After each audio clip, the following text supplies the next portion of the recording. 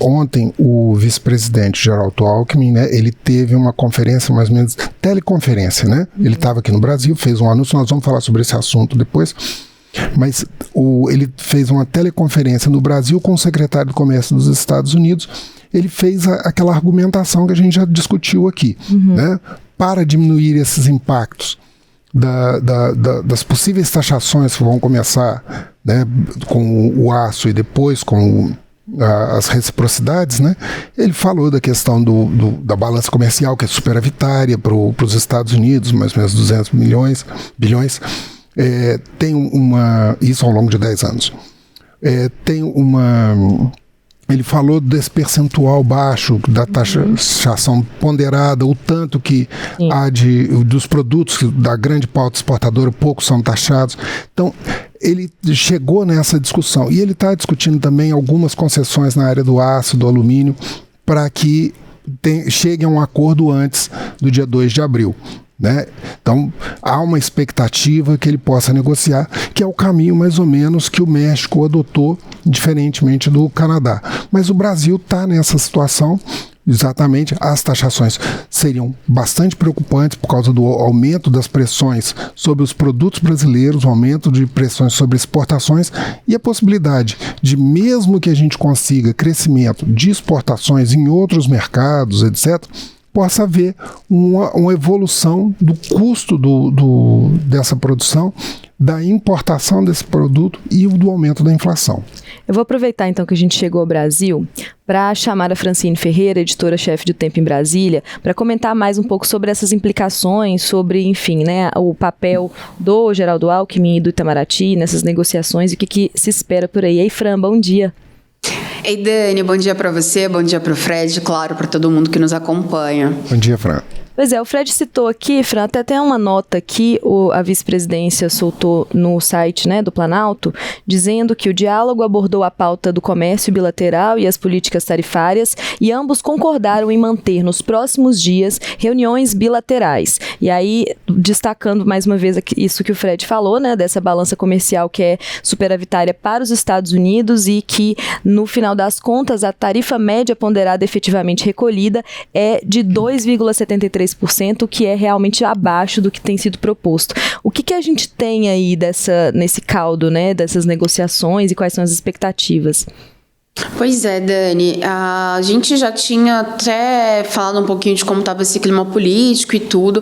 Permanece aquela máxima de cautela e da importância justamente de fazer essas negociações individuais, que é o que o governo americano quer mesmo com os países, né, de forma geral, estabelecer essas negociações individuais ali, e o Brasil continua nisso, então até apresentando contrapropostas também, como em relação à redução de taxas do etanol, para poder beneficiar de certa forma os Estados Unidos também. Então, digamos que o governo brasileiro continua muito nessa linha para evitar que qualquer coisa de fora impacte mais ainda a questão inflacionária aqui no Brasil, que o governo, inclusive, ontem já anunciou medidas também para, de certa forma, tentar tomar conta aí da casa, né? Um olho mais doméstico mesmo.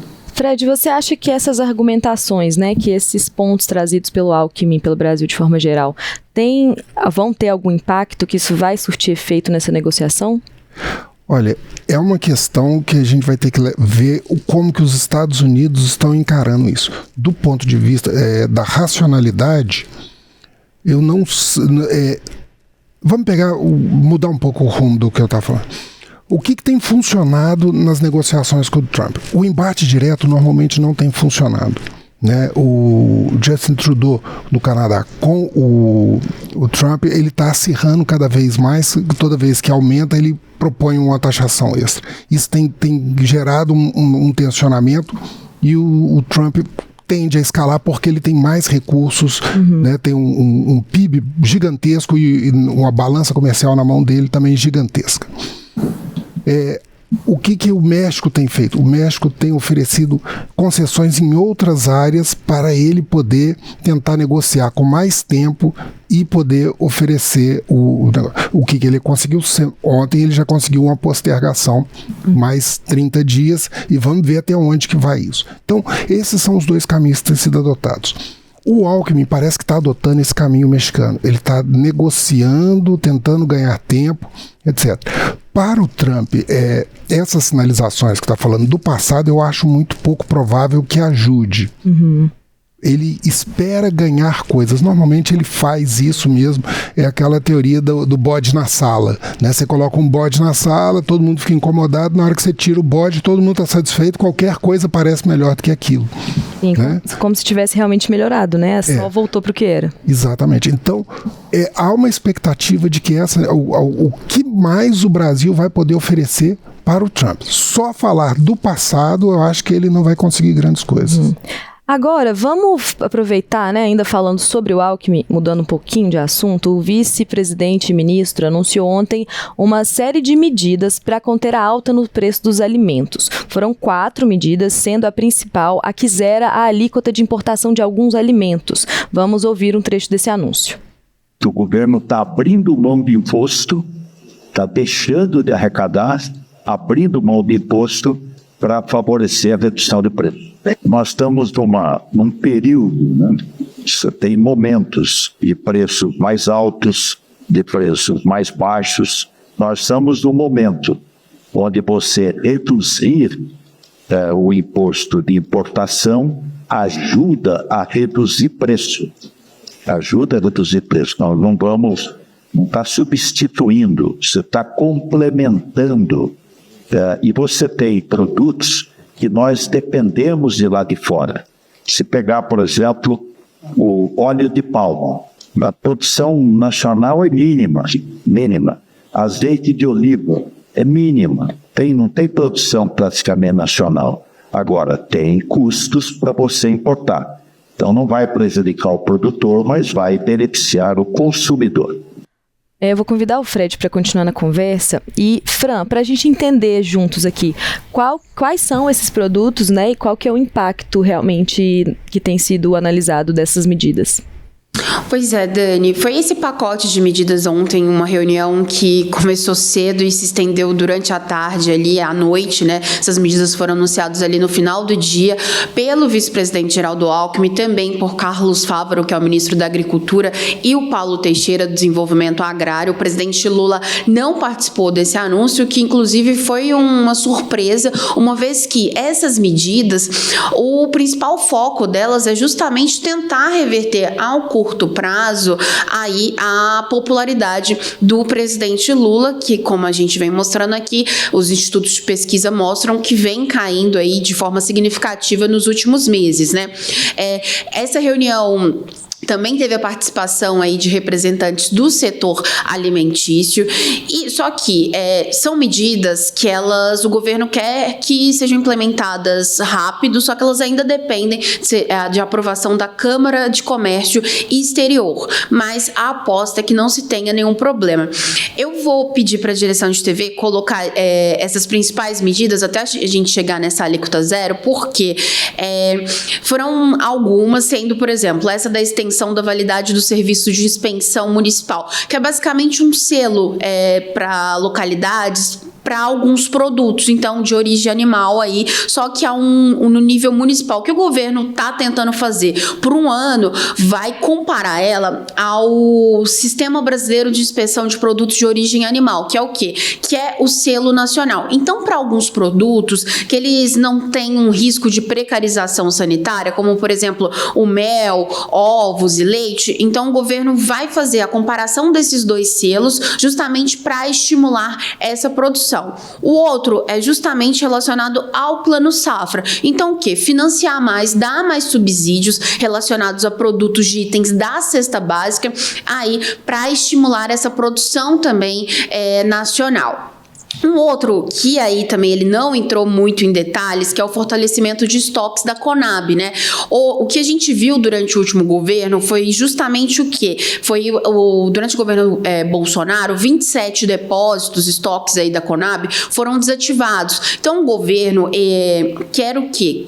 Só que isso é uma medida a longo prazo, tá? Ele citou ali, mas não tem como isso entrar agora em funcionamento, até porque isso também, você está estocando grãos ali. Hoje o Brasil não tem uma produção necessária, uma produção suficiente para abastecer, por exemplo, as 64 unidades que tem hoje no Brasil da Conab e que diz respeito aí a 1,5 milhão de toneladas de alimento. Mas é interesse do governo fortalecer a Conab. Tem também o pedido para que os governadores, né, estaduais zerem o ICMS também sobre os produtos da cesta básica. Então, eles falam no sentido de exemplo, de fazer o exemplo do governo federal.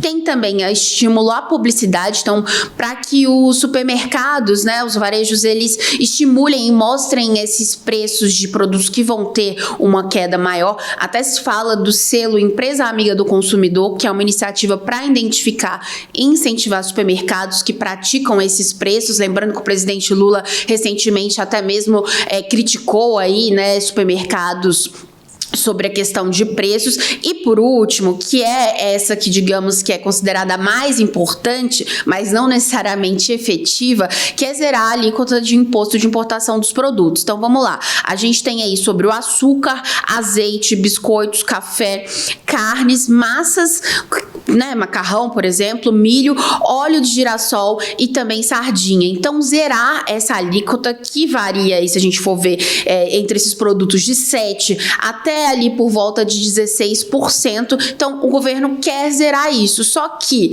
essa medida, o que vem muito de crítica nesse sentido é porque o próprio Brasil já fornece, já produz muito desses alimentos. Então, na prática, o governo quer que esses alimentos ali na gôndola tenham um preço menor para o consumidor, aumentar o poder de compra. Só que a longo e a médio prazo, por exemplo, os economistas não veem como que essa medida vai ser eficaz, uma vez que o Brasil já produz carne, né, café e vários outros. Então, aquele óleo de palma que até o Alckmin citou, seria um que teria, de fato, alguma diferença. Mas os outros não se tem, digamos assim, que não há efetividade a longo prazo em relação a isso. Aí eu queria falar também sobre essa questão de como que se chegou, né, a essa lista de produtos, que foi uma reunião com os setores, né, dos empresários, enfim, da produção alimentícia, e como que essa reunião, né, garante que esses preços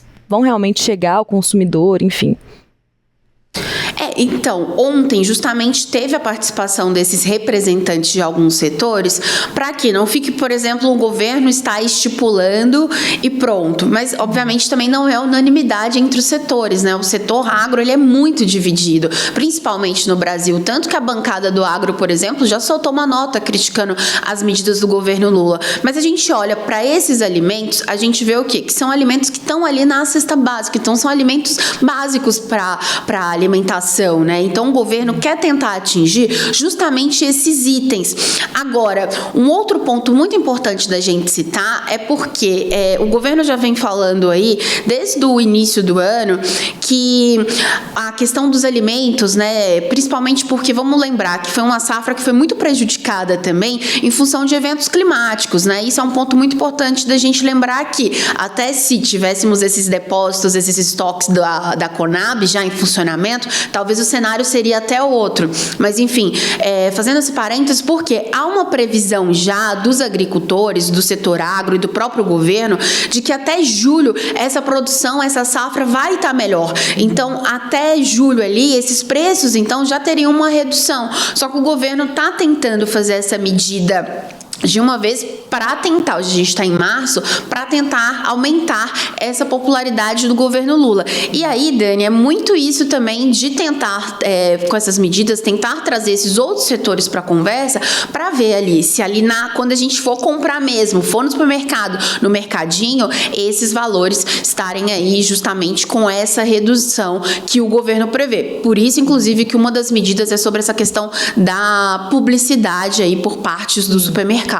Eu acho que vamos conversar, trazer um pouco o Fred aqui para a gente entender a relação, e se existe, né, Fred, uma relação com a questão das taxações que são prometidas ali pela, né, esse imbróglio que a gente vê hoje entre Estados Unidos e Brasil, e como que isso se diferencia, né, nessa... certo. Não, As tarifas que o Trump tá mexendo são um aspecto geral. Elas incluem também os impostos de importação.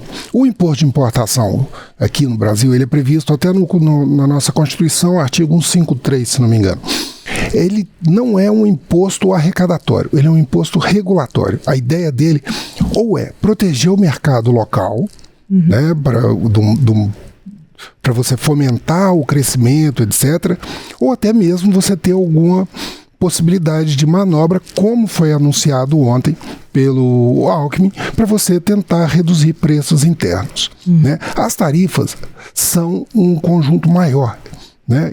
Elas incluem impostos e outras coisas, seja para incentivar o comércio, seja para punir um adversário. Nós já tivemos alguns casos isso, normalmente essas sanções punitivas normalmente acabam passando por painéis dentro da OMC como uma forma de tentar regulamentar para não haver uma guerra tarifária pelo planeta que geraria um descontrole e ficaria realmente assim bem mais difícil da gente ter previsões e estabelecer um comércio mais estável.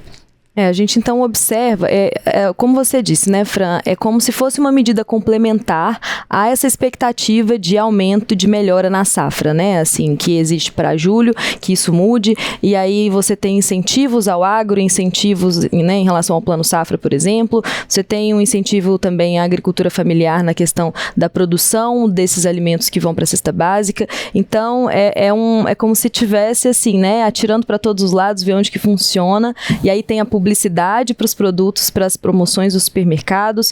Então, eu acho que vale a gente falar que é uma tentativa, não sei, me soa, né, um pouco desesperada também, né, assim, como o Fred disse, eu acho que é um artifício de regulação e de resolver situações com preço no mercado interno, mas também a partir do momento que você coloca esforços governamentais, como a questão do CONAB, como a questão da publicidade de promoções para o setor privado, ela já avança, né, um pouco assim, nesse papel que o governo tem enfim, não no papel, enfim, mas nesse papel nessas medidas que, para mim, isso é inédito, assim. Eu nunca vi isso acontecendo antes sobre a questão de publicidade para supermercado, né? Para produtos que estão em promoção de uma forma coordenada.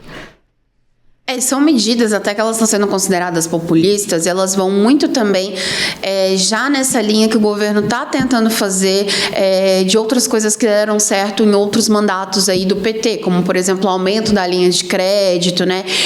A mudança de discurso também, por isso que até surpreendeu o presidente Lula não estar ontem nesse anúncio, inclusive Lula está em Minas Gerais hoje, né, em Campo do Meio, para participar, ir até um assentamento do MST, para também anunciar outras questões, outras linhas de crédito voltadas justamente para essa agricultura, né, familiar, para desenvolver isso. E aí, justamente, Dani, uma grande questão são essas medidas que ela vem a curto prazo, no sentido de como se estivesse trocando o pneu enquanto o carro ainda está andando, né? Então, para tentar ver se a popularidade muda aí nesse curto prazo. Só que essa mudança estrutural, ela vem a longo prazo, passa por esses outros caminhos, né? Que seria você aumentar a área de plantio, seria essa questão dos estoques, seria a questão também da própria safra. E uma outra coisa que o mercado cobra, mas aí essa é uma outra discussão, que seriam medidas de ajuste fiscal mesmo. Mas o governo já tentou no ano passado, o pacote acabou sendo descaracterizado, né, e continua sendo sempre muito criticado. Então, digamos que são tentativas de todos os lados aí, essa liderada por Alckmin, por Fávaro e o Paulo Teixeira. Fran, eu acho que não é exatamente tão gratuito ir atirar para todos os lados. Tem algumas coisas politicamente que fazem muito sentido. Apesar de, no imediato, essas reduções do imposto de importação não apresentarem no curto prazo, ainda vai precisar da aprovação no comitê, nós estamos entrando num momento em que a safra do ano passado vai começar a entrar com mais consistência no mercado interno. Então tende a haver uma redução de preço, não agora, mas um pouquinho mais para frente.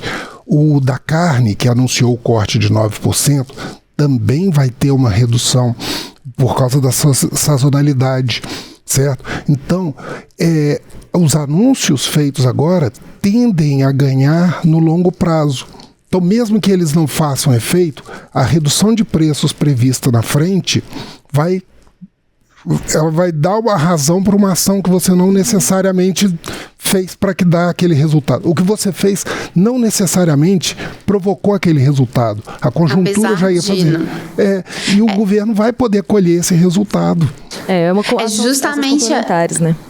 É justamente essa uma das principais críticas do mercado, né? Que são ações que, do ponto de vista ali, para quem está no meio, não iam fazer diferença porque elas já estão, de certa forma, são esperadas, né? Até julho, junho ali. Mas o que o governo faz é justamente ir mais nessa área, mais esse discurso um pouco mais populista, e justamente para chegar, né? Ali, quando se fala de linha de crédito, quando se fala de pé de meia, a gente fala outras coisas, porque daqui a alguns meses, né, ele vai poder falar, olha, foi a ação o governo contribuiu para isso, né?